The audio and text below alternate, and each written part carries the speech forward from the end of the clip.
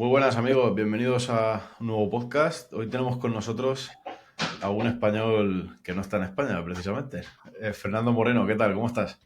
Hola, Gorka, ¿qué tal, tío? Pues mira, mucho gusto de conocerte y de que te pases por aquí a hablarnos de un magnífico animal que ya vamos a adelantar cuál es, el lobo mexicano, que llevaba yo muchísimo tiempo queriendo hablar de él y gracias a Luismi que me puso en contacto contigo, pues estupendo. Fernando, entonces estás viviendo en Estados Unidos, ¿verdad?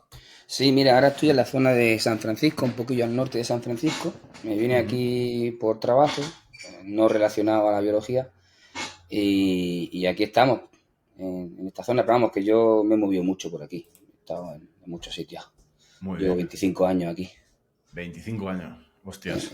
Me vine con 17 o 18 añillas. Ostras. Sí, llevas prácticamente media vida allí, ¿verdad? Pues Casi. más de lo que me gustaría, pero sí, la verdad es que al final de cuentas, exactamente. Muy bien. Pues oye, si te parece, Fernando, cuéntanos un poco, bueno, pues quién eres, que la gente te conozca, un poco tu trayectoria y cómo llegaste allí. Venga. Pues bueno, yo vine, mira, mi padre se vino para acá en los 80. Yo me crié más con mi madre y bueno, iniciando un acercamiento con mi padre, al final acabé viniendo en 96, creo que vine el verano, sin hablar inglés ni nada. Y bueno, después de una serie de visitas, pues mi madre decidió que bueno, como en España yo era un poquillo perla en aquella época, la verdad, estaba en Granada y no iba a la escuela, no iba al instituto y tal, era un skateboard, o sea, hacíamos skate, ¿no? Patinábamos Ah, y poco más, éramos un poco rebeldes y mi madre pues como que no le veía mucho futuro a eso y entonces dijo, pues mira, te vas pa América. Y yo como que no lo veía del todo, de hecho me iba a escapar de mi casa, yo te digo, era un poquillo perla yo. Y no, pero claro, tenía 17 años, al final dijo, ¿dónde voy yo de Ocupa aquí con 17 años? La verdad es que esa alternativa no, ni hasta a mí me convencía. Total, que acabé claudicando, me vine aquí a Estados Unidos, fue a Portland, a Oregón, que ha sido un poco la cuna de donde siempre, porque al final he acabado yendo y viniendo de Portland muchas veces. Ahí fue donde ah. conocí a mi mujer, ahí nos casamos. Pero bueno, ahí acabé y nada, me metí mi padre tenía un restaurante español y bueno, relativamente popular y ahí me metí en la industria de la hostelería. Y, bueno, aprendí de vino, me hice un poco un sumiller y tal y cual. Y bueno, cuando nacieron mis niños, pues como que hubo un cambio así paradigmático de mentalidad y empecé a intentar alejarme de la hostelería, pero tampoco tenía un plan muy concreto. Yo también había que decir que como muchos de nosotros que nos gusta la naturaleza, sobre todo si te gusta el lobo en España y eres español y eres de mi quinta, pues Félix Rodríguez de la Fuente es un referente común. Sí. Yo, como mucha gente, me crié escuchando, o sea, viendo los documentales de la segunda cadena y, bueno, otros documentales de naturaleza. Siempre he estado muy vinculado y muy atraído al mundo natural. De hecho, de Ujú. pequeño quería ser veterinario, pero bueno, eso ya te digo. Como te digo, cuando tenía 15 años no iba por buen camino, ni sobre todo para un camino para llegar a ese destino. Bueno, Pero todo bueno, en pasa por fin, algo. exactamente, las cosas exactamente. Yo definitivamente con 18 19 años que hubiera entrado a la universidad no tenía tampoco mucha idea de lo que quería hacer, así que... Entonces tú te formaste allí, entiendo, ¿no? En Estados Unidos. Sí, sí, yo cuando vine aquí yo estaba repitiendo segundo debut, básicamente. Me Fíjate. metí en el high school, ¿sabes? Rápidamente, al final no me convenció mucho, no me gustaba mucho el rollo y me salí y me saqué el graduado escolar a raíz pues, de una especie ¿qué le llaman el community college, ¿no? Que es como una especie de universidad o de facultad Ujú. así barata y de corto plazo para sacarte títulos así muy básicos. Ajá. Y entonces yo pues nada, seguí con el restaurante, luego estudié, pasé a sumiller y tal. Y en el 2012, no, 2011 ya acabé harto de la hostelería, todavía un poco después saliendo de la crisis aquí en Estados Unidos, ¿no? Del 2008. Y a mi mujer se le ocurrió que nos fuéramos a España. Entonces, pues yo ya te digo, no lo pensamos mucho, nos fuimos, estuvimos un año allí, en Granada, en 2012 al 2013. Y Ujú. claro, la cosa en Granada, si España está mal, Granada está peor. Eso Complicado. de siempre sí o sí. Una cosa que no he entendido porque, en fin, ya te digo, el turismo en Granada está muy mal gestionado. Y yo pues pensaba que teniendo pues, el currículum que tenía, hablando dos idiomas y tal y cual, pues que no iba a haber problemas. Pero la situación era muy precaria.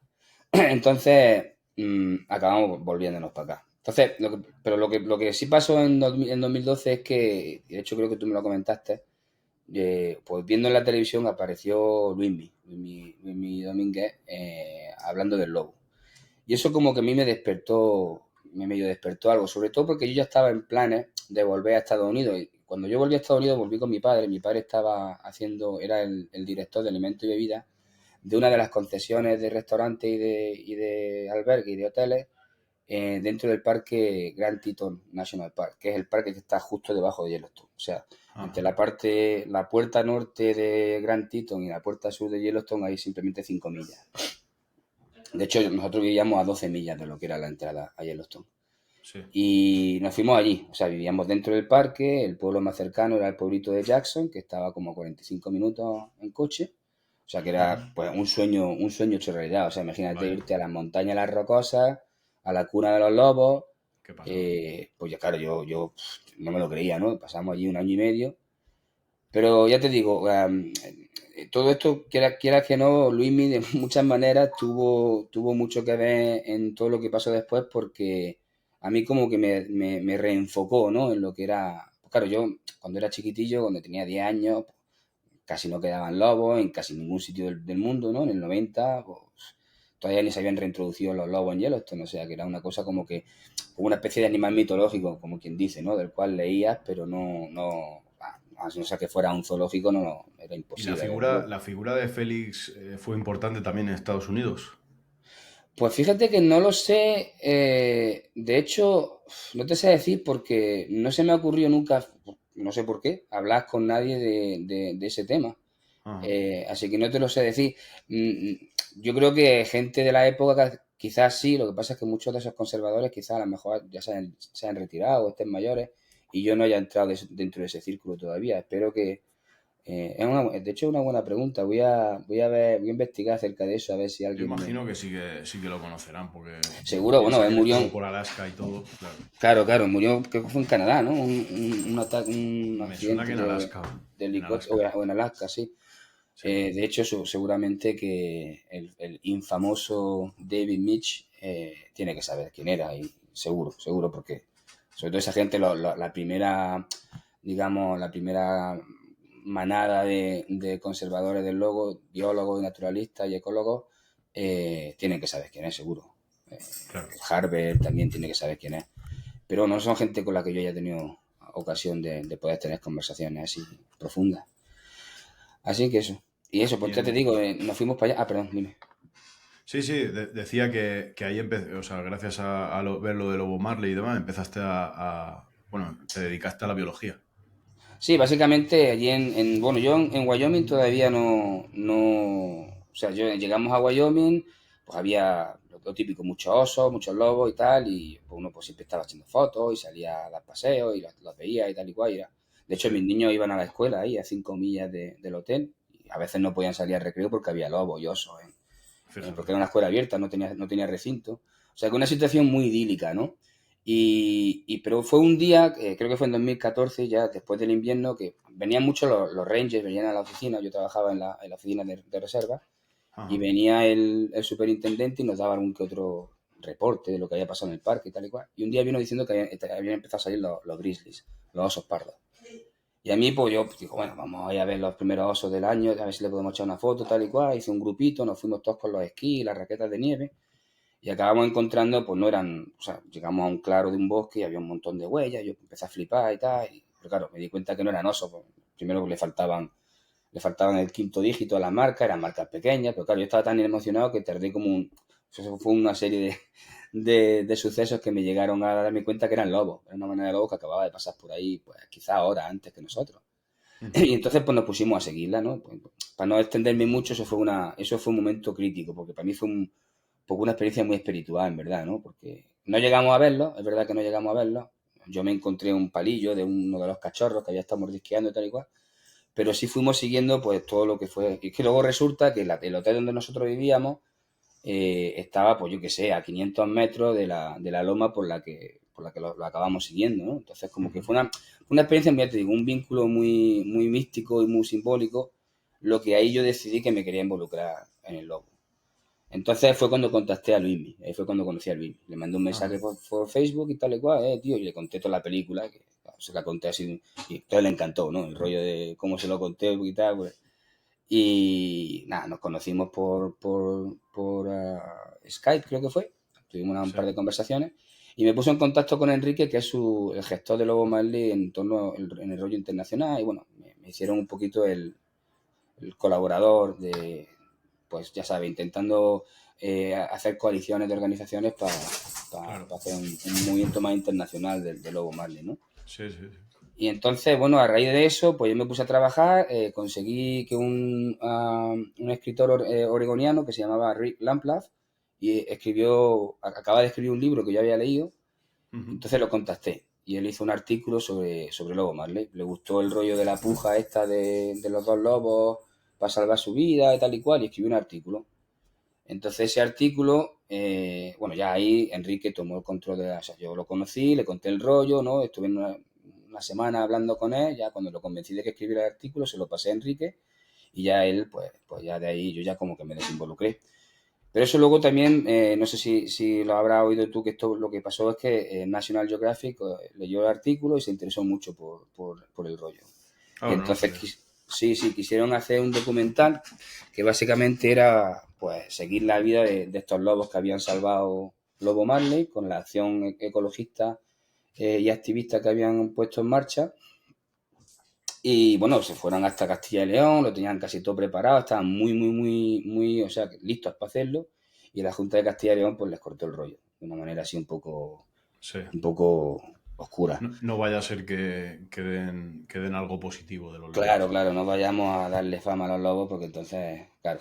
Y entonces, pero eso, la historia era pues seguir un año en la vida de los lobos estos salvados por esta nueva acción. Porque claro, es que esto fue 2014, el artículo ese de 2014, pues puede que, no creo que más allá de, sí, en el 2014 creo que fue lo del National Geographic. Todavía pues ese tipo de acciones yo creo que eran un poco innovadoras, ¿no? Como pioneras quizás, ¿no? Claro. Y bueno, hasta ahí llegó. De hecho, Lobo Marley los puso contra la espada de la pared creo que fue al tipo de medio ambiente, como que tuvo que salir de una manera así como pudo, intentó defender lo mejor que pudo, que no habían querido hacerlo. Y eso, pues quieras que no, pues también fue positivo, aunque luego no llegara a pasar el artículo, pero bueno, por lo menos los pusieron, o sea, se autorretrataron básicamente en ese Ya, aspecto, ¿no? claro, claro. Y nada, Enrique acaba viniendo a la Florida, yo de ahí, de Wyoming, nos acabamos yendo a Florida, a los Everglades, y pues fui y lo conocí en persona, estuvimos hablando, entonces fue cuando más o menos como que me formaron como el representante de Lobo Marley en la parte de América, ¿no? La idea era El eso, embajador, ¿no? el embajador, sí, que es algo que yo nunca me he creído, porque claro, te acabo de contar quizás lo más espectacular que llegué a hacer, o sea, les traduje un par de páginas de la página de Lobo Marley, en fin, cuando sacaron el vídeo para recaudar dinero para los temas legales por lo de las casetas, les traduje el vídeo en inglés, bueno, los rolé por aquí, Qué algún que bueno, otro qué dólar bueno. cayó, pero vamos, más allá de eso, yo de ahí me enfoqué ya en mi vida académica. Ahí fue cuando me metí en la universidad y como que he ido y he venido, pero he estado muy casi desactivado, como quien dice, desde el punto de vista de que no he hecho mucho más de lo que te acabo de contar, para luego Marley. Ajá. Pero bueno, sí, he seguido siempre en contacto con Luismi, con Mauricio Antón y sobre todo con Enrique, ¿no? Que ahora somos muy buenos amigos. Y bueno, a lo mejor me tiro 6 7 meses sin dar palo al agua o sin dar señales de vida y luego vuelvo. Entonces el año pasado empecé a hablar otra vez con Enrique y a ver si empezábamos a ver qué tal. Yo estaba escribiendo unos cuantos artículos en mi página web y tal. Y como iba a España, pues me fui y ya, pues mira, estuvimos con Luis en su casa uno de los últimos días y ahí como que nos hemos reactivado, sobre todo en clave a lo que está pasando ahora en Europa con este cambio de legislación. Pues como que yo ahora voy a intentar, y ahora que estoy acabando la carrera, me queda una clase por acabar, ya me acabo de matricular en la última clase, o sea que estoy ahí ya a las Estás ya, que puertas. lo tienes ya. Lo tengo ya, tío. Después de muchos años, tío, ha sido complicado, ¿eh? Porque con 40 años sacarte una carrera y dos Hostia, críos tiene es, mérito, ¿eh? Y es complicadillo. Sí. en otra cultura, en En otro otro país, país, otro en otro idioma. idioma, sí. La verdad es que no es por echarme flores, pero es que me ha costado un poquillo, ¿no? Y Ya. bueno, luego una pandemia entre medias, y yo tengo TDAH también, que no estaba diagnosticado encima. Pues, Ah, mira. claro, a raíz de meterme en la universidad, de repente me di cuenta. Claro, es que en los restaurantes el TDAH funciona muy bien, ¿me entiendes? Sí. Es que Entonces, tengo un amigo que tiene y sí, sí, sí. sí, sí, es muy guay para los restaurantes, pero claro, si luego te tienes que sentar a estudiar, yo qué sé, 8 o 10 horas al día y prestar Es co- atención, de la repente pues concentración. me costaba mucho bueno, a raíz de mi universidad ellos mismos me dieron una beca para hacerme, porque es muy caro que te diagnostiquen como cuando eres adulto. En fin, que sí, que ya estamos ahí a las puertas, ya casi lo hemos conseguido, como quien dice, y pues ya con eso pues estoy contemplando por ciertos voluntariados con la universidad y estoy participando en un par de investigaciones como voluntario. Bueno, de hecho, una me están pagando. Están ahí Ahora nos lo estudiando comentas. Sí, no es mucho que comentar. Los topillos rojos arbóreos, que son una de las presas principales del búho, el búho moteado del norte, que es una especie que está en peligro aquí y tal. Ujú. Y nada, colaborando. Pero que estoy intentando meterme así un poquillo en el mundo ya laboral, ya que estoy y tal. Y claro, lo del lobo es complicado porque no hay dinero, hay mucha competencia y sobre todo no hay voluntad política para... Eso es lo que te quería preguntar, Fernando. En base a la convivencia, como has mencionado antes, que la gente tenía que tener cuidado con los osos, con los lobos, ¿cómo se percibe allí? Imagino que dependerá también de cada estado, ¿no? Cada estado tendrá su regulación, Sí, de sí. alguna forma. ¿Cómo convive la sociedad americana, norteamericana, con los grandes depredadores, los grizzly, los lobos? Que, Bueno, pues a ver, los lobos, a ver, yo no conozco a nadie que le pueda tener miedo a los lobos. O sea, yo he estado, y esto lo podemos hablar luego un poquito más en detalle, yo he estado en cercos de un acre, que ahora mismo no sé exactamente las dimensiones en conversión al métrico, pero vamos, un cerco muy pequeñico, con 11 una manada de 11 lobos, yo solo, y en ningún momento me sentí en peligro. ¿Por qué? Porque si pero yo estaba aquí, lobos silvestres lobos mexicanos, bueno, en el cerco donde estaban Vale, vale, vale. la cría en cautiverio. Básicamente sí, asilvestrados, o sea, silvestres porque el contacto es mínimo que queríamos tener dentro del programa porque muchos de ellos intentaban hacer sueltas con ellos, o sea que Sí, no sí. quieres que estén acostumbrados. Pero lo que voy es, a lo mejor tenías que entrar, pues yo qué sé, mantener algo, a quitar las cacas, cosas así, ¿no? Que tienes que entrar sí o sí. Y lo que quiero decir es que si yo estaba en este punto del cerco, ellos estaban aquí, en todo momento. O sea, donde yo me moviera, ellos estaban en el sitio opuesto. En ningún Ya. momento ni querían saber nada de mí, ni tenían curiosidad, ni nada. Ellos acojonados. Más acojonados ellos que de lo que podía estar yo. Los Grizzlies sí son más, sí otra historia porque sí hay ataques y sí hay casos de. Bueno, suelen ser ataques por idiotez, más que por nada, ¿no? De hecho, cuando yo vivía ahí en el parque, en el mismo tiempo que yo estaba, pues un tío se fue fue una tía, se fue a correr en uno de los senderos de ahí del parque, que Sí. sabes que está en territorio grizzly, que está en territorio de lobo, en territorio de puma, que también hay que tener cuidado, y se Claro. pone los cascos y se va a correr. Entonces, ¿qué pasa? Que se tropieza con un cachorro de osa, y la osa está por ahí, ¿sabes? Le pega un zarpazo nada, le pegó un bocado en el culo, creo que fue, la levantó del culo así y tal, y no la mató, ¿no? Pero sí hay gente que muere de ataques de eso, pero ya te digo, suele ser estupidez humana más que otra cosa. Claro, claro, O sea que, que la sociedad de alguna forma está ya convencida de que esos animales están ahí y han aprendido a convivir, ¿no? Entiendo.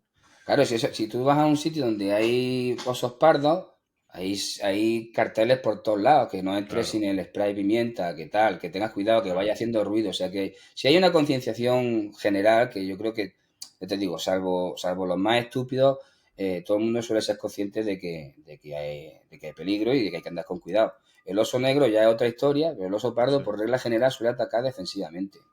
claro. Nosotros no entramos dentro de su imagen de presa, ¿me entiendes? No, Sí, entonces, encuentros fortuitos o accidentales que por lo que sea, pues el claro, animal se siente acorralado o en peligro o sale a defender su claro. cría. Claro. Aparte que hay épocas, o sea, yo me acuerdo, a mí me gustaba mucho rastrear las cacas las huellas, ¿no? Sí, Y hay, o sea, tú ves como por ejemplo cuando están recién salidos de la madriguera, pues suelen comer más frutas, más raíces, más bayas, quizás. sí. Ellos comen carne únicamente o mayoritariamente en la época en la que los ciervos y los alces están teniendo las crías. Y de hecho Ujú. hay una ventana de como una semana a 10 días en las que son capaces de cazarlos porque los pueden pillar corriendo. Una vez que ya esa ventana se pasa, les es muy difícil cazarlos, incluso aunque sean ciervos pequeños. Ya. Esto es algo que estudiamos en una de las clases de gestión de carnívoros. Y entonces, pero tú lo ves. Quiero decir con todo esto que si tú vas por el bosque tal y cual, ves cacas de oso, pues cuando ves una caca negra, todo llena de proteína, tal y cual, sabes que la dieta es básicamente es carnívora y que van a estar en un estado quizá un poco más agresivo. Entonces, pero bueno, yo quizás que eso a lo mejor no es un conocimiento general, no es algo que deba de esperarlo de No, pero es ciudadano de a curioso, pie. es algo curioso. Ujú. Claro, pero bueno, en fin, total, que yo creo que eso, pero como siempre hay mucha demagogia, ¿no? Siempre vas a escuchar gente que diga, oh, no, que vienen los lobos, que nos van a quitar, nos van a matar a los niños, tal y cual.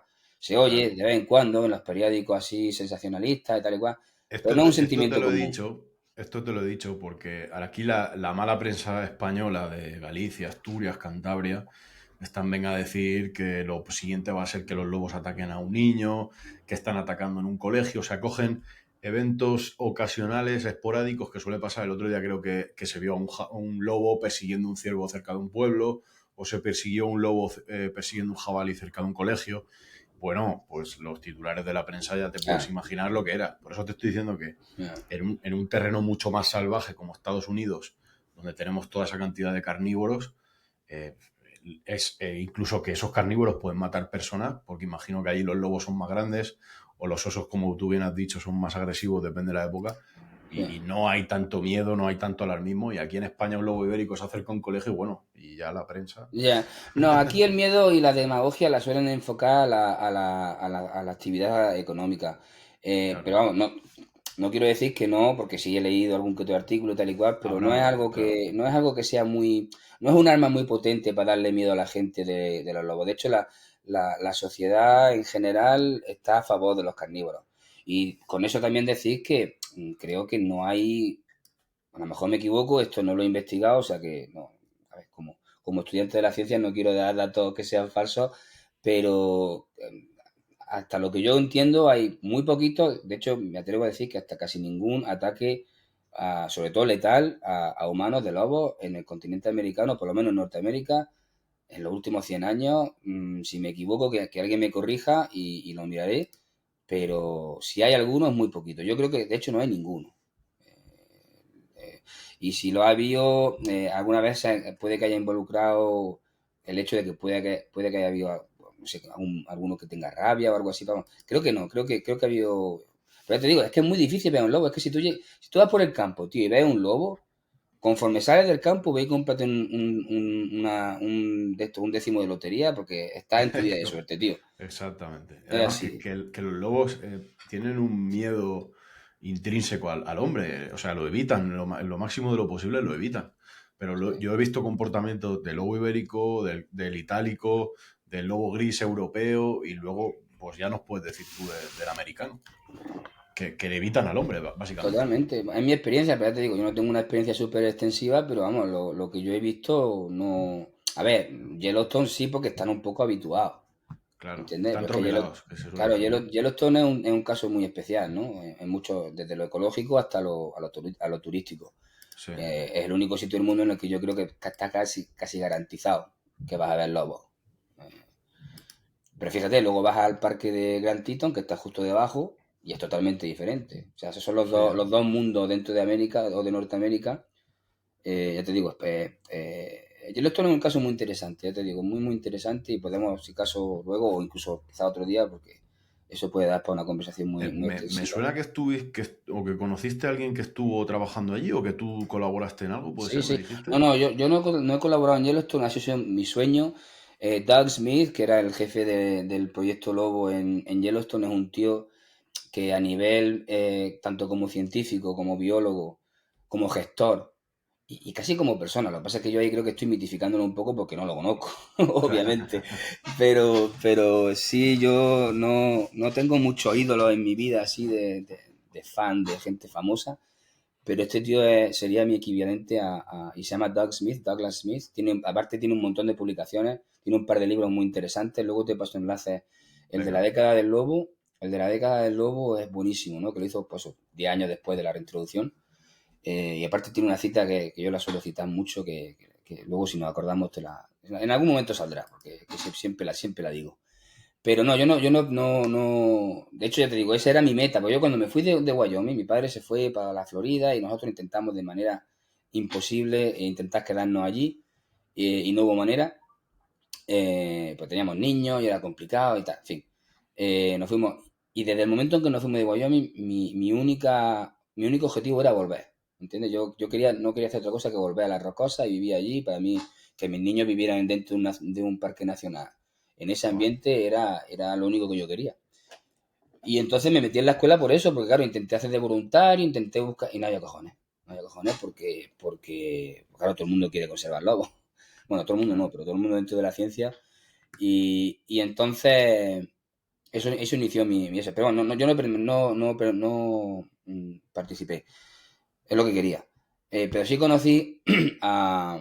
Bueno, conozco gente que ha estado involucrado en diferentes maneras en la reintroducción. Desde un hombre que es un cowboy total, un auténtico cowboy de Montana que hace viajes así en plan como se hacían en el siglo XVII y XVIII con los Hostia, qué caballos y guapo. tal y cual. Y creo que él estuvo involucrado en ese... Mi padre, que es su amigo, me contó que él estuvo ahí metido en el rollo de los lobos. Luego Ujú. conocí a este hombre con el que espero que aparezca en tu canal, que se llama Carter Niemeyer, que fue el tipo que trampeó a todos los lobos que se introdujeron en Yellowstone y Ya fue ves. parte del equipo de reintroducción. Y luego cuando trabajé para el Turner Species Endangered Fund, que es el Ted Turner, el dueño de la CNN, es un tipo que es muy conservacionista y tiene 3 ranchos súper grandes en Nuevo México. Ujú. Entonces el director de la fundación esta es Mike Phillips, que él también estuvo en el equipo de introducción de De Yellowstone. Yellowstone. Y entonces yo lo conocí tal y cual, era mi jefe, pero yo no trabajaba directamente para él. Ajá. Luego volveremos a lo de rancho porque ahí fue donde empecé a trabajar con los lobos mexicanos. Pero no, esa ha sido mi participación. Y luego conocí al hombre que puso el programa, el que hizo todos los estudios y organizó la gestión de reintroducir los lobos mexicanos en Nuevo México en el 98. Dave Ujú. Parsons, que también le mandó un email, pero bueno, no me ha contestado todavía, pero espero que lo podamos entrevistar y que puedas Venga. hablar con él. Y entonces esa ha sido hasta ahí me he acercado, quiero decir, que ya más allá de eso no Bueno, tengo... pero interesante, ¿eh? O sea, que gustándote como te gustan los lobos. Hombre, sí, para mí ha sido unos logros bastante, sobre todo considerando que todo esto pasó creo que en mi segundo año de carrera, o sea que para no haber acabado la carrera y Sí, todo sí, esto, sí, claro, sí. no pasó por casualidad, yo me he movido y me he hecho muchos Claro. voluntariados para ponerme enfrente de gente y posicionarme de alguna manera y la verdad es que estoy bastante orgulloso de lo conseguido hasta entonces porque sí, Qué sí, bueno. un sueño. Y Fernando, el tema de, bueno, allí como imagino que en todos estos estados hay mucha tradición de cowboy, de vaquero, de caza, ¿no? De hombre de campo. Entonces, ¿cómo, yo no sé si esto tiene que ver más con la política o con el relevo generacional, el tema de la caza de depredadores, ¿cómo se está llevando estos últimos años? El Es tema de que, caza de lobo, sobre todo. sí, es que, mira, Estados Unidos, desde su fundación como país occidental, o sea, excluyendo a los reales americanos, que fueron los nativos de esta zona, los cuales nuestra gente no trataron muy bien, quiero decir, como europeos, Sí, sí. los 200 o 300 últimos años, una tradición muy sanguinaria, tío, muy, muy, muy sanguinaria. Aquí las armas y matar es algo pero vamos, que está en todos los ámbitos de la, Es de la cultural cultura. ya, es Sí, algo sí, cultural. es un sitio muy violento. Entonces, como tal, pues se ha normalizado y se ha prolongado esa mentalidad del hombre del oeste tradicional, cowboy, como una persona pragmática, heroica, ¿sabes? Alguien con mucho honor y con mucho tal y se ha mitificado un poco, ¿no? Tanto como se ha mitificado el hecho de que Estados Unidos es la democracia mejor del mundo, que ahora nos estamos dando Ya. cuenta que es todo un poco cortinas de humo. Pues el tema eso, a ver, no, yo tengo amigos y conozco gente y no quiero de esta manera manchar ni insultar al Habrá sector de todo. ni cazador, Habrá, exactamente, porque conozco claro. cazadores que son súper éticos, súper conservacionistas, incluso mejores ecólogos incluso que yo, que conocen el ambiente, o sea, y eso no voy a decir que es la mayoría, pero es un gran porcentaje, ¿sabes? Pero también hay mucho gañán, ¿me entiendes? Y Ya. también hay mucho payaso. Y esos son los que más ruido hacen, que es el problema, ¿no? Con tanto aquí como en España como en Europa, Sí, sí, ¿no? en España hay unos cuantos también. Claro, claro.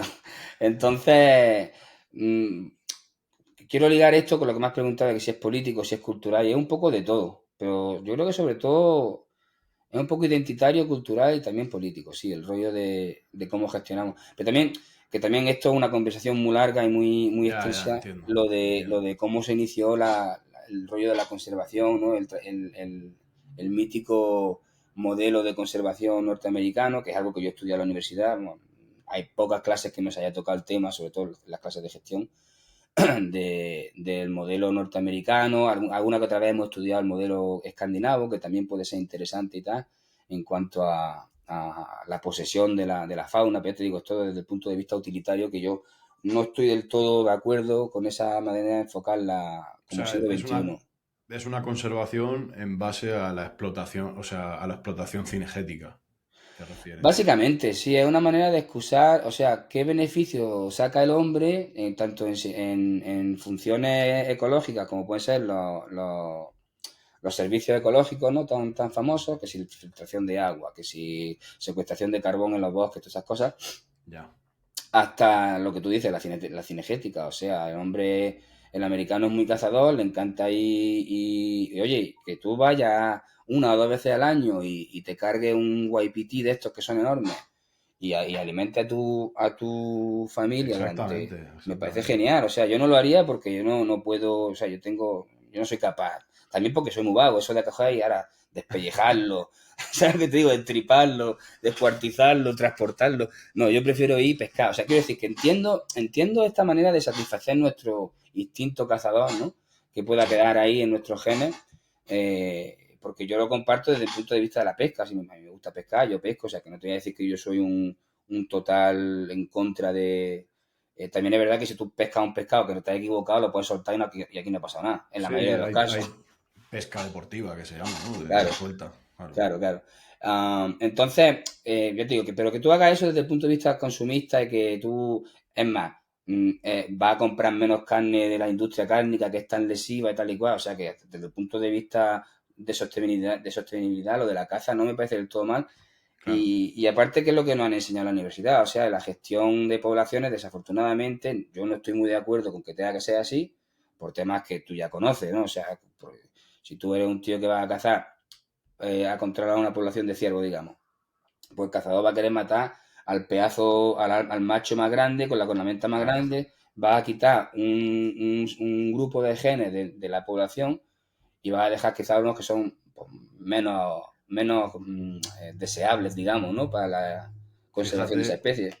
fíjate que ahora que dices eso, en otro podcast que hizo un chico en la zona de Guadarrama, había problemas porque llegó el lobo allí hace unas décadas, unos años, a toda la Sierra de Madrid, y resulta que el problema estaba ya no en que atacaba al ganado, sino que el lobo depredaba a los machos de cabra montés más viejos. Entonces, claro, los ejemplares más viejos tenían la mayor cornamenta, que es a la que el cazador aspira. Entonces, claro, se la comía el lobo. ¿Qué pasa? Que ya el lobo molesta. Pero ya no molesta porque deprede al ganado, sino porque se está comiendo a los ejemplares más viejos, más enfermos o más Mm. débiles. Sí. O sea, el O sea, mundo al está revés, haciendo tío. su trabajo, o sea, es que Claro, es impresionante, o claro, sea, claro, es que nunca claro. van a estar contentos esta gente, ¿me Nada, entiendes? nada, Nunca nada. van a estar contentos y siempre va a haber una excusa, que vuelvo a lo que me has preguntado antes, ¿no? Y aquí me voy a meter en un charco seguramente como científico, pero bueno, aquí habla mi opinión personal. Y bueno, yo Claro. no represento ninguna agencia científica igualmente, o sea, me puedo explayar, pero es un rollo un poco sociopático, ¿sabes? Un poco Sí, patológico sí, sí, sí. un poco psicópata esta tendencia, ¿no? De cómo, yo sé, de siempre buscar la excusa y la No tiene manera sentido, es que absurdo, es justifique. absurdo. Por ejemplo, Sí. comunidades autónomas como País Vasco, Navarra, que en País Vasco ahora hace pocos años que están habiendo lobos errantes que vienen de Burgos o vienen de otras zonas de Cantabria. Lobos errantes, lobos de paso. Creo que hubo alguna reproducción en Álava, pero muy esporádica. Y en Navarra, que quizá haya pasado uno o dos lobos de vez en cuando, bueno, pues es una de las que propiciaron la votación de la salida del lobo en el Lespre y aparte son las más, o sea, dicen directamente en el Senado cuando votaron que no es compatible la ganadería extensiva en Euskadi con el lobo, o sea, que no quieren lobo. O sea, eso ¿en qué cabeza cabe, tío? O sea, decir que no quieren lobo porque es incompatible. Es Ya, tremendo. ya, bueno, ahí, pero bueno, ahí está, yo te digo, por eso me interesa a mí tanto la ciencia, porque, mira, a niveles de argumentos emocionales nunca vamos a ganar esa batalla. No, no, no, que va, Es que va. más, a nivel científico tampoco la estamos ganando, o sea, que es que ya a veces uno dice, bueno, a ver, Sí. entonces, ¿cómo coño lo hacemos? ¿Qué Pero hago? bueno, ¿Qué hago? pero bueno, para mí me parece la única manera dentro de la que yo voy a intentar ser efectivo en esa lucha, de decir, bueno, pues mira, yo voy a estudiar, yo soy un tío que soy curioso por naturaleza, soy un poco estudioso, entonces, pues a ver si podemos demostrar ya de una vez y bajo ningún, o sea, contra todo tipo de refutaciones que esas afirmaciones son falsas. Son falsas, Sí. son falsas, Y que hay manera, y que hay totalmente. que buscar la manera, y que no la hayamos encontrado ahora no significa que no estáis ahí. ¿Sabes lo que te digo? Y que no hayamos podido demostrarlo científicamente al 100% no significa que no podamos hacerlo en un futuro Lo muy más, cercano. lo más grave de todo esto, y hablo de España en el caso que es que sí que hay informes científicos, me consta que le llegaron al gobierno informes científicos, pero le han hecho caso omiso. Pero No, no, sí, a obviamente, verlos haylos, totalmente, a verlos haylos, y en gran mayoría, y hasta los que no están de acuerdo y los que intentan, como quien dice, contrarrestar esos descubrimientos, son argumentos bastante, ¿cómo se dice?, ambiguos, en verdad, que no hay alguien que pueda decir, no, lo que dicen hasta ahora, esto, pues yo sé, la función, ¿no?, el papel que juega el depredador en el ecosistema, nadie puede tirar eso por tierra, ¿no? Entonces, claro, entra ya en el ámbito de que, bueno, esto es una cuestión política y cultural y de totalmente. tolerancia como humano.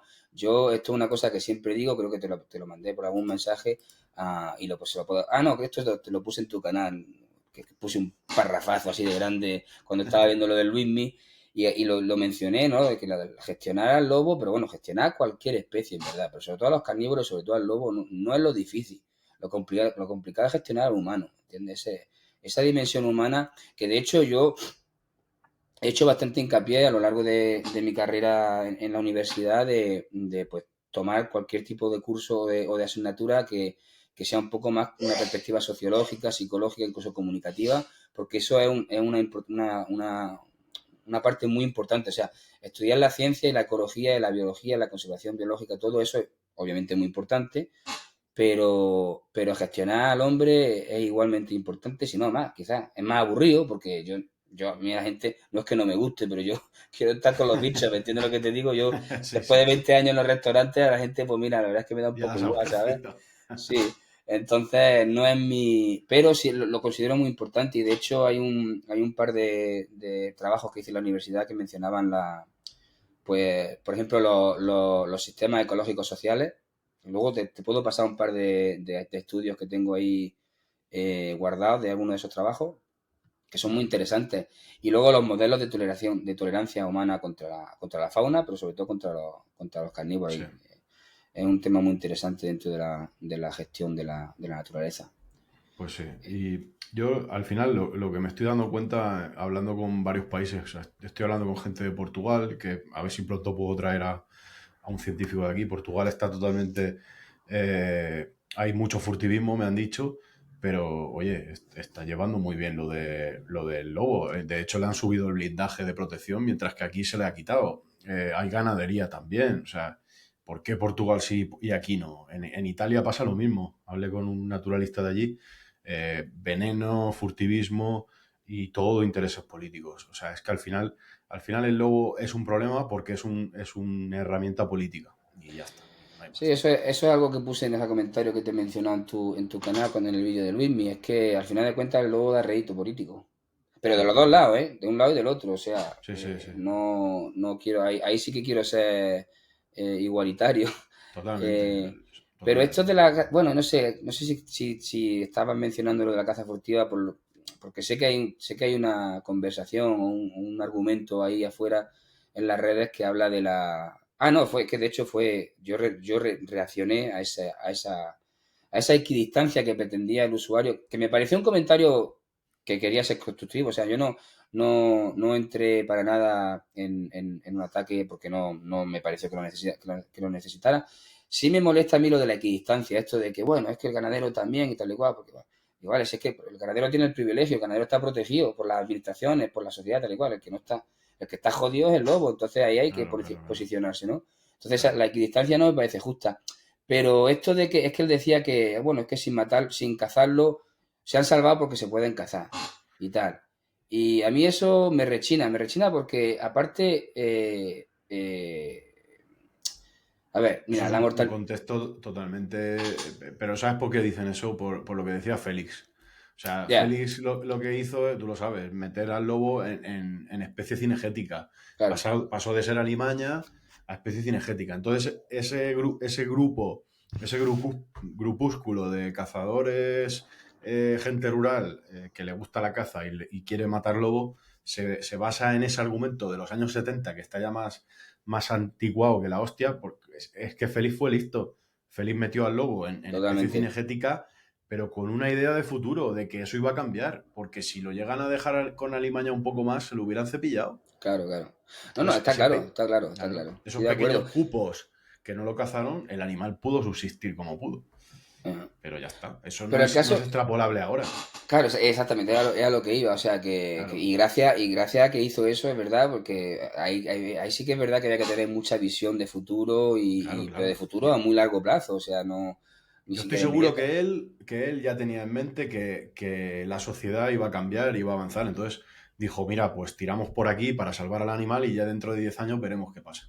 Sí, Pero claro, sí, yo creo creo que que hemos ido a peor. a esa hipótesis se le llama matar por tolerancia. Yo creo que el otro día leí algo acerca del tal y dice que, bueno, intenta predecir que la caza legal reduce la caza furtiva, porque el mecanismo es, si legaliza o Mm, flexibiliza la caza de especies controversivas, llevará pues posibles infractores a dejar de la caza furtiva ya, y quizá una tolerancia mayor hacia la especie.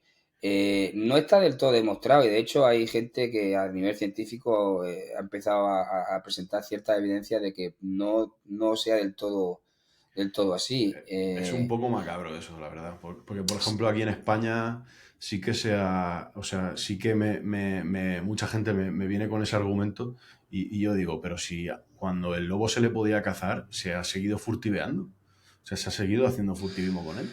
Con el lobo mexicano pasó esto un poco, o sea, la agencia Ahora que... vamos al lobo. Ah, bueno, venga, sí, luego le metemos y hablamos de la caza furtiva. Sí, sí, yo iría directamente a hablar ¿Sí? del lobo mexicano, sí. Bueno, pues nada, pues entonces mira, el lobo mexicano yo me empecé a interesar porque yo estaba viviendo en Santa Fe, de hecho empecé mi carrera académica allí, me metí en la universidad esta comunitaria de Santa Fe y nada, tomé unas cuantas clases, porque mi idea era siempre transferirme a la Universidad de Oregón, que es la que yo me estoy haciendo la carrera, pero Ujú, necesitaba ciertos créditos. Bueno, ya, tomé una clase de ecología y la profesora le molaba mucho el rollo y tal y cual. De hecho, nos dio una lista de especies que queríamos fichas técnicas y no estaba el lobo mexicano. Entonces, como yo desde el principio, o sea, yo me metí en la biología por el lobo. O sea, que desde el principio todos los trabajos que he podido han sido acerca de gestión del lobo, de la gestión no letal y tal. La gestión no letal también mucho impulsada un poco por la mentalidad de Lobo Marley también y investigar esa manera de gestionar. Y entonces hice un trabajo sobre el lobo mexicano. Y ella, más adelante, hizo otro trabajo, y ya nos hicimos amigos después de la clase, y ella conocía a Dave Parsons, que es el que introdujo el lobo mexicano en Nuevo México. Y me ujú, puso en contacto con él, le hice un par de entrevistas, hablé con él un par de veces, y así fue como yo me interesé en el rollo del lobo mexicano. Luego, años después, un año después, 2 años después quizás, me fui de voluntario al Ladder Ranch, que es uno de los ranchos estos del Ted Turner, donde tienen varias manadas de cría en cautiverio y había que hacer una captura. Entonces, pues, una compañera de clase mía conocía a la bióloga, me dio su email y le mandó un email y me ofrecí de voluntario. Total, que eso estaba como a 4 horas de Santa Fe. Santa Fe está en la parte norte, justo al lado de Colorado, y el rancho este está casi pegando con México. Está en la parte ujú. sur de los estados, son como unas 5 horas de coche. Me levanto súper temprano, bajo a conocerla, nos pasamos todo el día currando, tal y cual, charlando. Era una bióloga alemana que se llama la doctora Cristina Wiese, que también quiero que venga a hablar contigo, porque ella, desde la perspectiva de la cría en cautiverio, tiene mucho que decir. Qué bueno. Y nada, nos pasamos el día preparando la captura, volví a la semana o dos, que es cuando se hizo la captura, y de ahí me metía, porque eso, claro, el rancho este colabora con el equipo interagencional, o sea, pues son muchas agencias estatales, federales y también Ajá. internacionales porque colaboran con México. Son el lobo mexicano entre México, Arizona Cuan- y... Fernando, cuando dices rancho, ¿es como una Sí, reserva natural o no, es un rancho. Es un es un rancho, rancho? o sea, sí, es una reserva, es un rancho conservacionista. Pero Vale, sí, vale. esencialmente son muchas acres, no me acuerdo cuántos son, pero una bestialidad. Te estoy hablando Ya.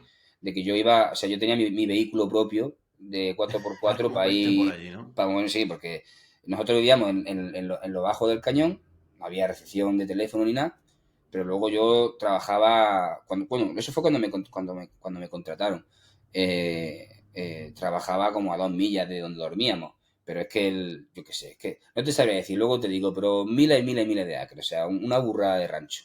Y no era el más grande, el tío tiene tres. Creo que el tío que tiene más tierras de todo el estado de Oregón, digo, de Nuevo México, es Ted Turner. Y las Hostia, emplea en proyectos de conservacionismo. A él le gusta qué mucho guay. la caza, tiene alguna que otra, tiene muchas codorniz que le gusta ya cazar. Hay waipitíes, de hecho, todos los empleados le dan una etiqueta para poder cazar un waipití al año. A mí me iban a dar una, pero como yo no cazo, no estaba interesado. Y luego tienen una manada de búfalos, de bisontes, que esos sí Sí. pero son comerciales, no son salvajes. Entonces, los cowboys del rancho, es que es un rancho, de gorrico y tal.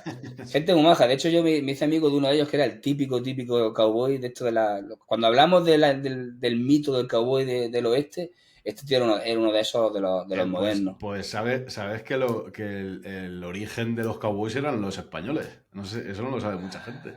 Pues no me resulta muy sorprendente, la verdad. Sí, sí, sí, sí, sí. Porque No, el luego tenemos primer los cowboy gauchos en allí, Argentina, o sea que me imagino que eso claro. también tuvo que ver algo con... Sí, sí, sí, Claro, eran españoles, eran claro, españoles. qué guay. Yo tengo mi gorrico de cowboy, a mí me mola el rollo, ¿eh? No te vayas a creer que Está yo guay, cuando está vivía en guay. Nuevo México tenía mi gorrico, sobre todo cuando trabajaba, mi padre tiene también caballos andaluces, él vive en Santa Fe todavía. Sí, sí, sí. Y para taparte de eso son útiles. Bueno, el caso es que sí, son ranchos y ya te digo, la carne de bisonte la comercializa y los cowboys son Mm. los que gestionan no hay vacas, o sea, los bóvidos que hay son bisontes. Pero Ajá. también tiene la tortuga bolsonera, que bueno, ya la han reintroducido, pero en el momento en que yo trabajaba estábamos todavía en proceso de reintroducirla. Y luego están los lobos mexicanos, que hay unos cercos ahí donde no solamente lobos que atrapan a lo mejor en lo salvaje y hay que sacarlos de lo salvaje porque había algún conflicto, pues se usan como fuente de genética, básicamente, para Ya. no matarlos. Y luego, pues eso, se crían y luego se sueltan. Y luego está el Entonces, proyecto...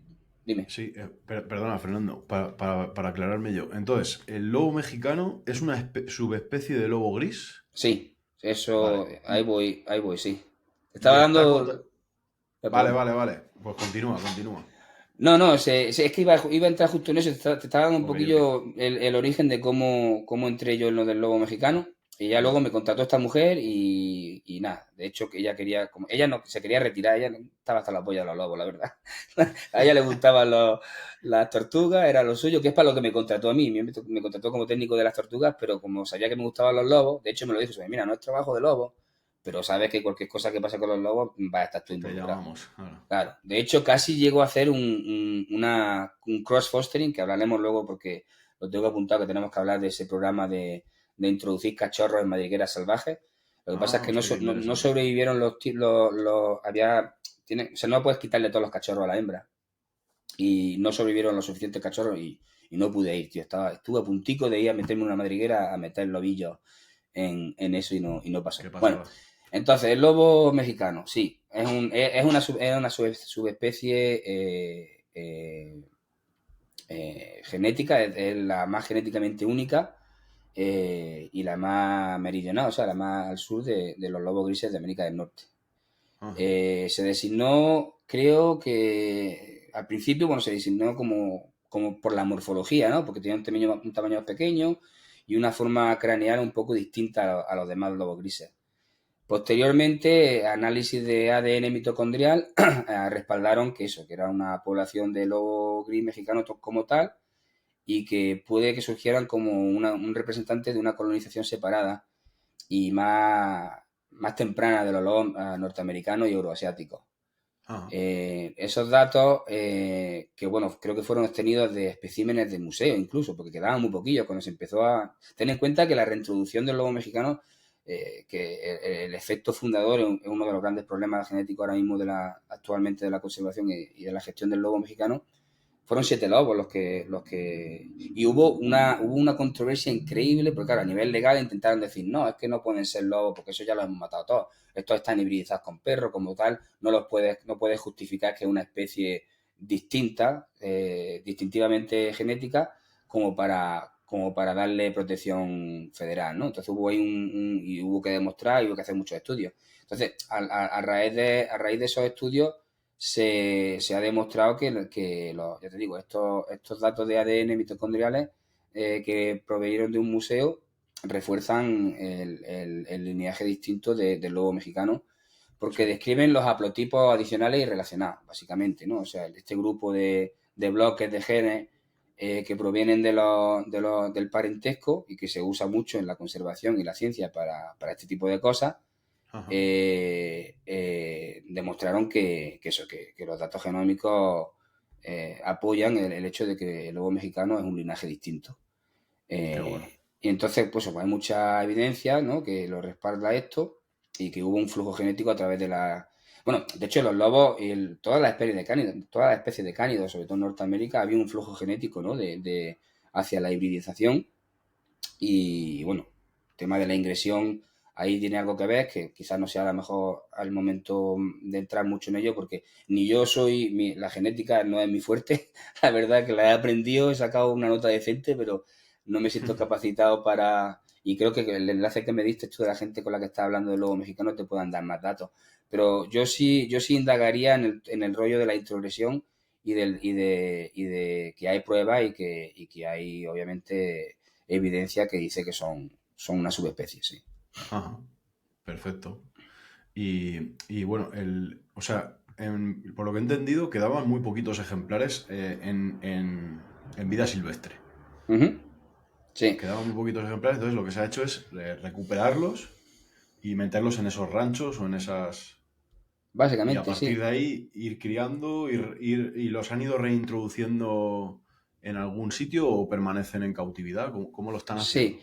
Bueno, pues hay una zona que le llaman el Blue Range Mountain Wolf Area o algo así, que es la Ujú. zona lobera, que ocupa una parte del este y una parte del oeste que colindan. De hecho, el rancho este que te digo yo donde trabaja, la parte noroeste del rancho casi Sí. colinda con este terreno que te digo, y es ahí donde se soltaron, y ese terreno tiene una zona que lo rodea, en las cuales son permitidos, y ya más afuera de eso ya no se los permite, que es parte del problema que tenemos con la gestión del lobo mexicano. Pero sí, para los años 60 o por ahí ya quedaban muy poquitos. Muy poquitos, te estoy hablando de que quizá eran menos de 10 en lo salvaje. Madre mía. Y en el 76 se les incluye ¿no?, en el ESA, ¿no?, el Endangered Species Act, ¿no?, que es la ley de especies en peligro de aquí de Estados Unidos, que la Ajá. firmó Nixon en el 73, creo que fue. Y empiezan a capturar y a trasladar, pues se hicieron 3 programas de cría en cautividad. Una de ellas que está muy bien certificada, que es la de línea certificada o la línea McBride. Y luego otros 2 programas que están un pequín menos bien documentados, que es el lineaje de Aragón y del Ghost Ranch. Y de ahí pues se empezó a hacer una cría en cautiverio, que luego se añadieron pues zoológicos. Ahora mismo no me acuerdo, pero hay 2 o 3 zoológicos que participan en la cría, el Ladder Ranch, que es donde yo trabajé, y otros sitios, ¿no? Ajá. Y entonces, en el 98, o sea, no me acuerdo exactamente cuándo empezaron pues, a hacer los estudios de viabilidad y tal y cual, que ahí fue donde Dave Parsons, como te digo, el hombre que quiero que puedas tener la oportunidad de entrevistar, lo hizo todo eso y en el 98 se soltaron, se hicieron las primeras sueltas, como se hizo en Yellowstone. Ujú. Y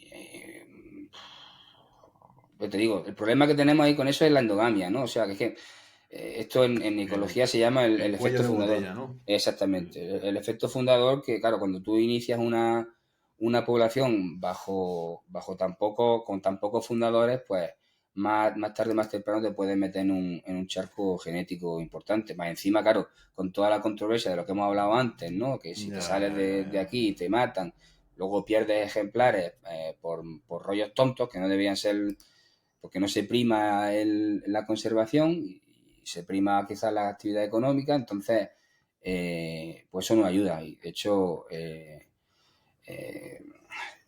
es complicado eso, tío, porque bueno, el lobo mexicano es un buen modelo, ¿no? Para estudiar lo que es la depresión endogámica en la fauna. De hecho, actualmente presentan un nivel medio de endogamia relativamente alto, ¿no? Porque ya te digo, como hablamos, son 7 fundadores los que dieron lugar a una población silvestre. Es que Y al final tendrán que meter ahí flujo de lobo gris, porque es que si no, pues mira, yo esto lo hablé con Luismi acerca del lobo ibérico también. Y pues claro. mira, si eso es a lo que se. Pues bueno, pues. Es lo que, o sea, te lo he mencionado antes, los cánidos en Norteamérica, eso es algo que pasa, o sea, que no sería tampoco del todo algo tan antinatural. Eso es un fenómeno. A ver, en este caso sí que sería artificial porque sería hacer unos cruces ahí forzados, pero joder, es como por ejemplo exactamente lo que pasa aquí. Mira, lo que pasa con el lince, igual. Al final tiene el mismo problema. Por mucho que esté creciendo la población ahora, el lince ibérico igual.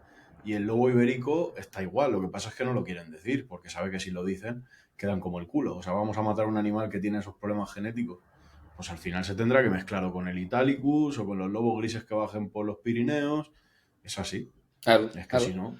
Y hasta con lo que sea, o sea, si tienes que meter ahí genética de coyote, la metes, lo que no puedes hacer es que se deje morir una especie que, coño, que es que es Claro. nuestro patrimonio natural, o sea, y aparte que te digo, a nivel social son muy aceptados y muy queridos, o sea, esto no estás hablando de 4 locos hippie abraza árboles, como nos llaman aquí, que veganos que están intentando, ¿sabes? Ecoterroristas, no, tío, es que la mayoría de la gente quiere lobos y quiere carnívoros, tío, es Sí, que ya hemos pasado por esa ya, mierda, ¿no? De haber los ya. casi exterminados. Y encima todo el dinero que hemos gastado en reintroducirlo, o sea, es como que es un mal gasto si quieres hablar de mal gasto federal, tío, ahí tienes una fuente de mal gasto increíble, que es tener que estar siempre un paso para adelante y 3 para atrás, tío. Ya. Es un rollo que yo no entiendo, tío. Ya te Y digo, entonces, sí. dime. Sí, sí, No te iba a decir perdón. que de 7 fundadores, creo que en el 2022, que es los últimos datos que tengo de la población, creo que hay 242 lobos. O sea, que te digo, es muy pequeñica. Claro, y la Hostia. gente te lo vende, el servicio te lo vende, el servicio me refiero a la agencia, el Servicio de Pesca y Vida Silvestre, que de hecho es una agencia federal, la que yo me gustaría trabajar con ellos como biólogo federal. Te lo venden como un gran éxito, ¿no? Pero bueno, el problema es que todavía tenemos que subvencionarle comida para que la tasa de natalidad siga siendo alta.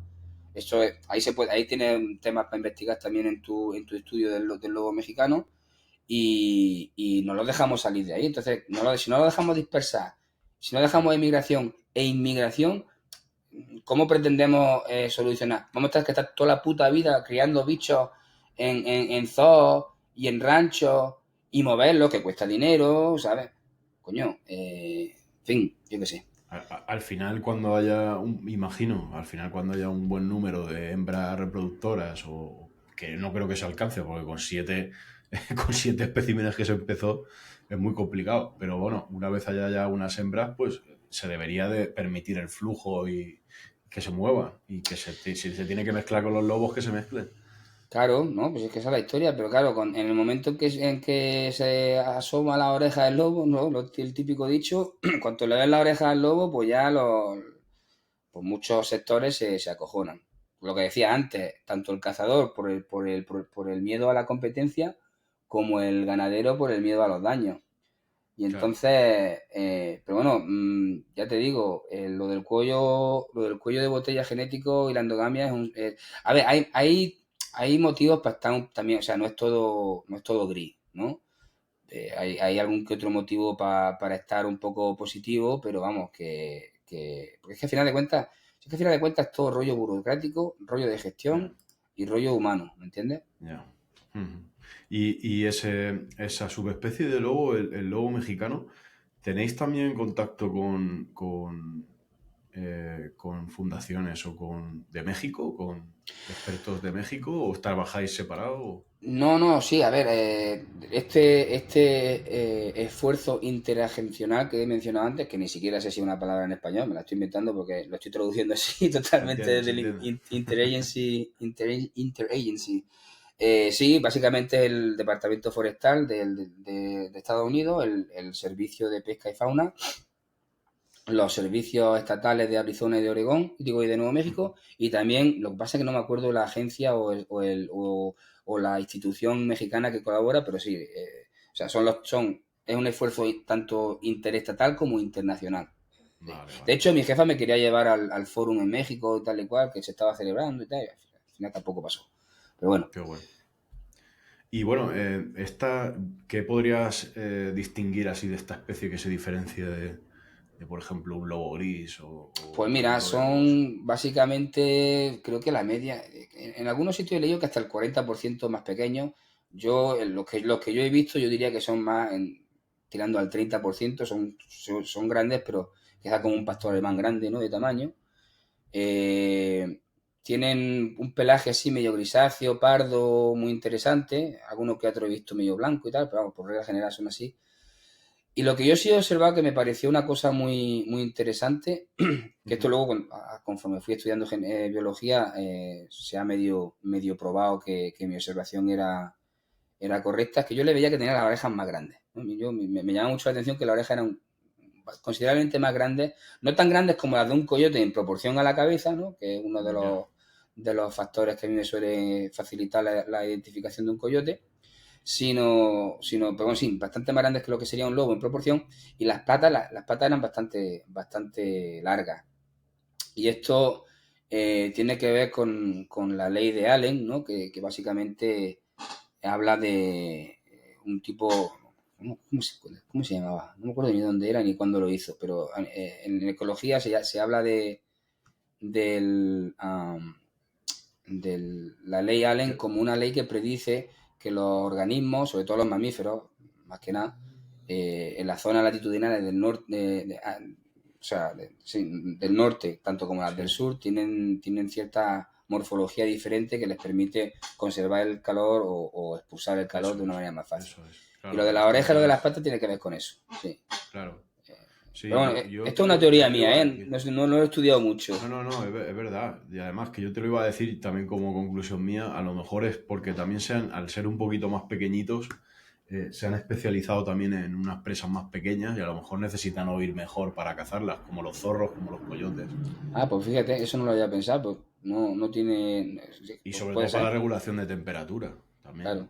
Sí, yo eso es lo que más, porque ya te digo, al ser más una parte más del sur, a ver, el norte de Nuevo México es una especie de estepa árida, en invierno hace frío, o sea que no es que haga calor todo el tiempo, y sobre todo hay un cambio diurno de grados muy brusco, o sea, a nivel de centígrados, digo de Fahrenheit, bueno, ahora mismo no te sé hacer la conversión en el momento, pero si durante el día de calor hacen 90 grados Fahrenheit, que serían, yo que sé, unos 40 y pico, puede bajar a los 70 fácilmente, o sea, 20 30 Claro. grados fácilmente. Están de alguna forma como adaptados a semidesértico un poco, ¿no? Sí, sí, y zona de bosque también y tal, o sea, la zona donde los han tirado, la parte norte de Arizona y la parte norte de Nuevo México, hay bastante bosque. No es alpina, pero sí tiene bastante rasgos alpinos, o sea que sí, pero no son, lo que no quiero que se interprete es que son lobos desérticos, no lo son, ¿sabes? Ya, ya, ya, De claro. hecho, hay evidencia conflictiva de que puedan haber habitado en zonas más desérticas, Ujú. históricamente, por lo que tengo Claro, entendido. claro, Eh, claro. y bueno, pues tú suelen empezar entre 23 y 40 kilos, ya te digo, son bastante menos masa que el. Y bueno, pero también tienen el mismo dimorfismo sexual que los lobos grises, o sea, son lobos grises. A nivel de comportamiento son muy parecidos. Lo que tú has dicho es un dato muy interesante porque sí, son manadas que suelen ser más pequeñas, pero claro, aquí también puede que tenga que ver la reducción de espacio, el no poder, ¿sabes? la disposición que haya de presas, la presa es más pequeña, con lo cual no necesitas tantos miembros. O sea, no estás hablando de alces, ni de bisontes, ni de waipitíes, son ciervos normalicos y entonces, pues, sí suelen ser una manada más pequeña. Pero a nivel de los demás, creo que son bastante parecidos. O sea, al final de cuentas son lobos grises, ¿no? Una subespecie de lobo gris. Qué interesante. Entonces, bueno, tampoco te quiero robar mucho tiempo. No, Eh, yo lo que no te quiero es que esto Yo por ti, que yo aquí estoy encantado, ¿eh? No te claro. preocupes por mí. El problema de estos formatos que a mí me encantan, por ejemplo, pero hay gente que ve que se hace un podcast de casi 2 horas y dice, Ah, sí, madre mía, no lo ven, es verdad, es no lo verdad. ven, Bueno, tío. podemos hacer otro más adelante si Claro, quieres, o sea claro. que sin problema, claro. No, pero está muy bien porque hemos tocado varios palos y sobre todo pues una visión un poco de un español de lo que hay allí, ¿no? A diferencia de lo que pasa aquí en España, que básicamente pues es bastante parecido. Política, al final, allí imagino que, como dices tú, depende del estado que esté, depende de qué competencias tenga, se hace de una manera, se hace de otra y claro. Mm. Pues hombre, con 200 y poco ejemplares yo lo veo un poco complicado. Y claro, si dices tú que los tienen acotados, Claro, es que son 240 ejemplares y luego 350 en cautiverio, o sea, tienen más, y ese es el programa del lobo mexicano, son casi claro, 500 lobos, pero más de la mitad están en cautiverio que están sueltos. claro. Es complicado no tener que estar involucrado. Ya te digo, son más de 20 años que llevan. ¿Qué cojones? Llevan casi 40 años, no, 28, sí, casi 30 años gestionándolo y no hemos, sí, hemos avanzado en el tamaño de población, sí, hemos creado lobos, pero no se pueden, se puede argumentar que no se pueden autogestionar ellos mismos todavía. Necesitan, yo te digo, el hecho de que tengamos que subvencionarles comida para que las crías sobrevivan a una tasa más alta, te lo dice todo. Y luego Ya, esto que te digo, que haya que tirar de 300. ¿Por qué? Porque esa fuente genética, en vez de tenerla esparcida en el entorno natural como tendría que estar, de una manera, o sea, a través de la dispersión y de la emigración y la inmigración, la tenemos en nuestras jaulas, ¿no? Que aparte encima tuya, te digo, a mí es una cosa que yo odiaba, ¿no? Cada vez que tenía que entrar en uno de estos cercos, tío, yo odio verlos ahí encerrados. O sea, que sí, que están muy bien, están muy agusticos, todo lo que tú quieras, pero, tío, el mm, lobo es un animal que necesita estímulo, sí, están puteados, tío, a mí eso no me gusta. ya. Al final es el precio a pagar, entre comillas, por que ese lobo no se extinga, Claro, imagino yo. pero que luego no Pero digan bueno, que no hacemos compromisos, o sea, que es que todos sabemos que, aparte a nivel de comportamiento, en qué manera estamos influenciando o cambiando el comportamiento que se va pasando de generación en generación al tener tantos lobos que están. Creo que al principio la fuente genética era más en cautiverio y ahora la mayoría son silvestres los que nacen y tal y cual, pero en fin, hay que indagar un poquillo y eso es otro tema que también puede ser interesante de será discutir. cuestión al final de tiempo, de ir viendo cómo se desarrolla la especie y luego a lo mejor pues hacen, no sé, ¿dónde me habías dicho que los estaban soltando? Perdona. Entre Arizona y Nuevo México. Te voy a pasar luego una serie de vídeos porque me dijiste que Claro, claro, necesitaba. y lo voy poniendo aquí. Y te Ujú. pongo el mapa para que. Yo soy visual, yo si no veo el mapa no me Claro, claro, a mí me entero. pasa igual, a mí me pasa Sí, igual. Sí, y sí, verás yo, la yo luego frontera. Sí, sí, sí. claro, luego lo voy poniendo aquí y así la gente se va Y el norte orientando. de México tiene también unos cuantos, no me acuerdo cuántos son, pero son 40 o 50 lobos ahí en el norte de México. Ajá, muy Y bien. cómo lo gestionan en México no lo sé, pero puedo intentar ponerte en contacto con alguien que. De hecho, hay un tío que yo estoy siguiendo que es un biólogo mexicano, Cristian Aguilar me parece que se llama, y lo tengo Ujú. en el Facebook, le voy a mandar un mensaje a ver si Venga, quisiera hablar contigo y tal, y a ver qué se puede hacer. pues está interesante. Pues Fernando, si quieres contar algún dato que se nos haya pasado o lo que sea, la verdad es que me Seguro que se me parece van a muy ocurrir un interesante. montón cuando colguemos, pero así ahora mismo, no sé, yo.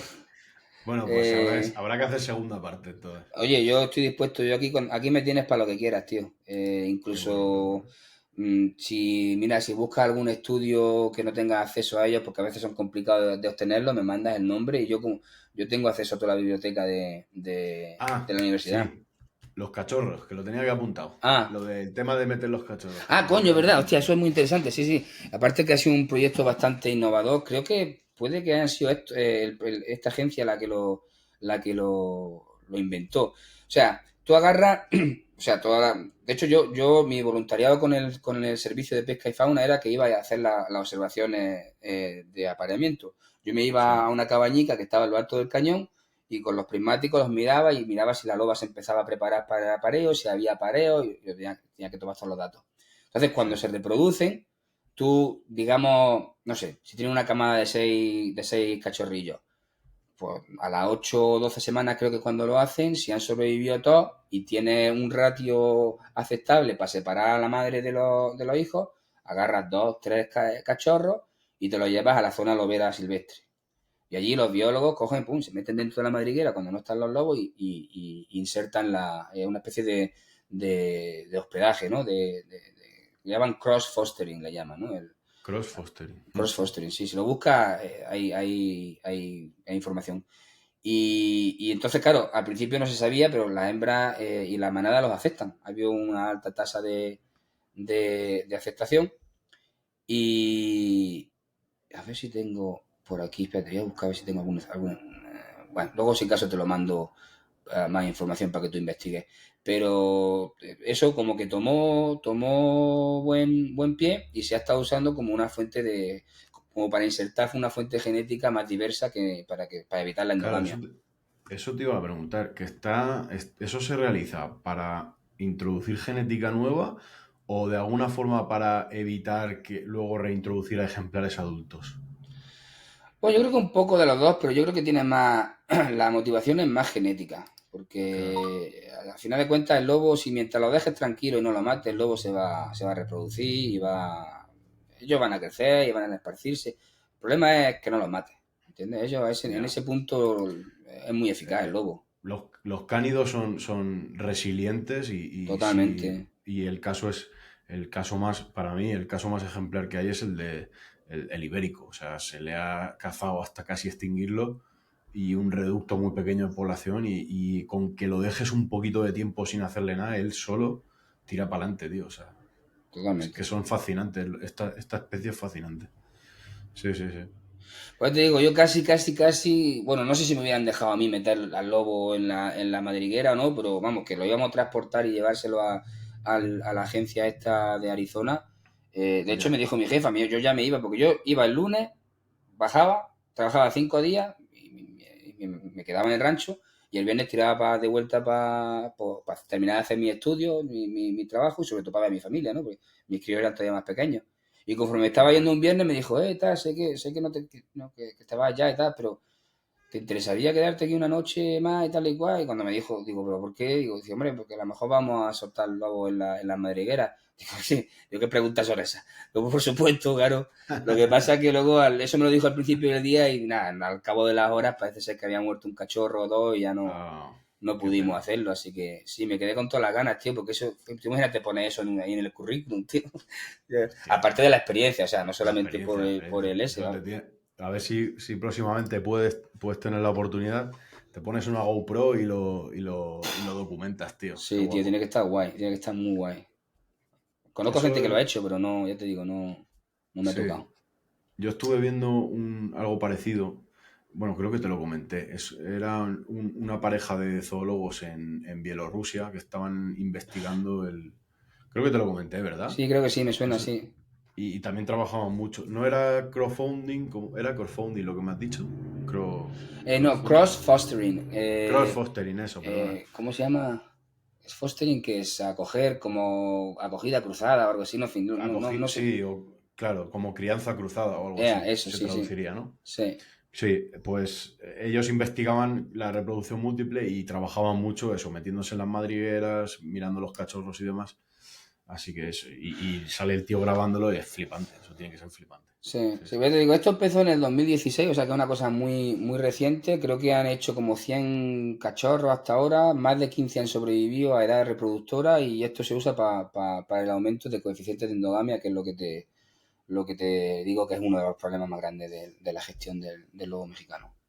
Claro. Y contando que eso la gente tampoco lo sabe, la alta mortalidad que tienen los ejemplares en vida silvestre, entre comillas. Oh, sí, sí, o Mucha tasa de sea, mortalidad.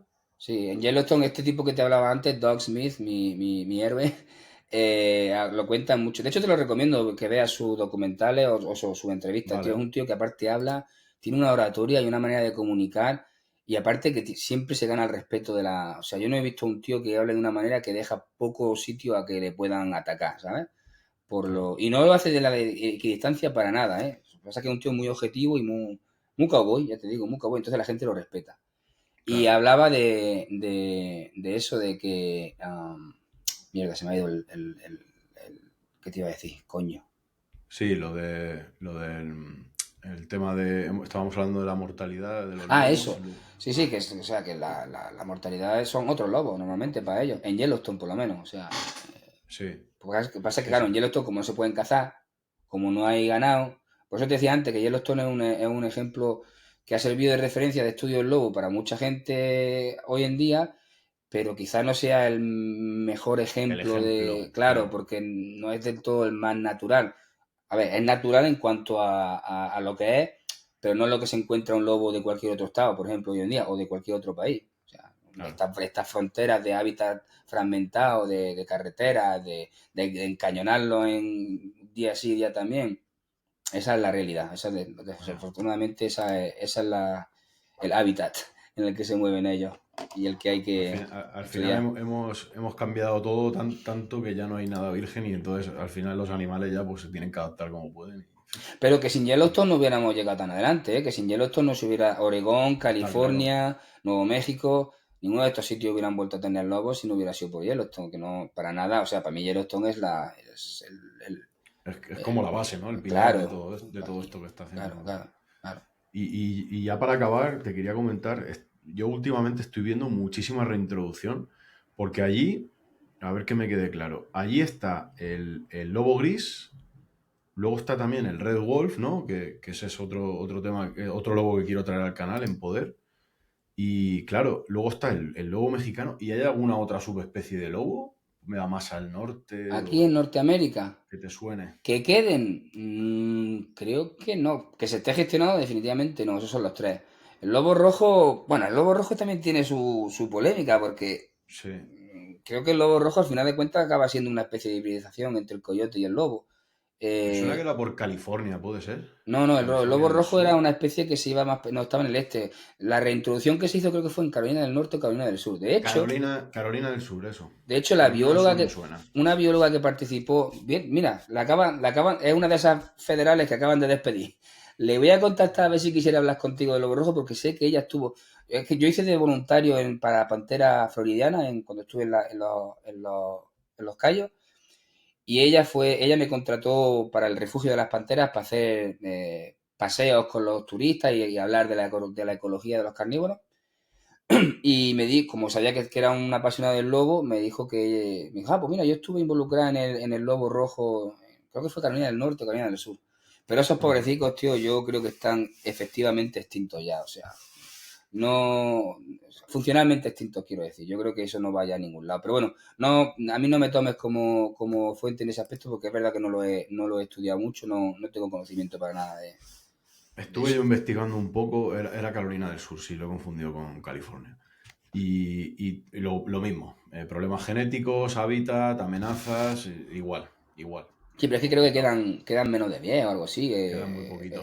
Sí, creo que también crían cautiverio, pero bueno, creo que eso Sí, no va a ningún lado por el hecho de que, bueno, pero no sé, si al final de cuentas el origen es una hibridización o una ingresión con coyote, a lo mejor se puede hacer algo, ya te digo. Lo investigaré, ahora que lo dices, me está causando curiosidad.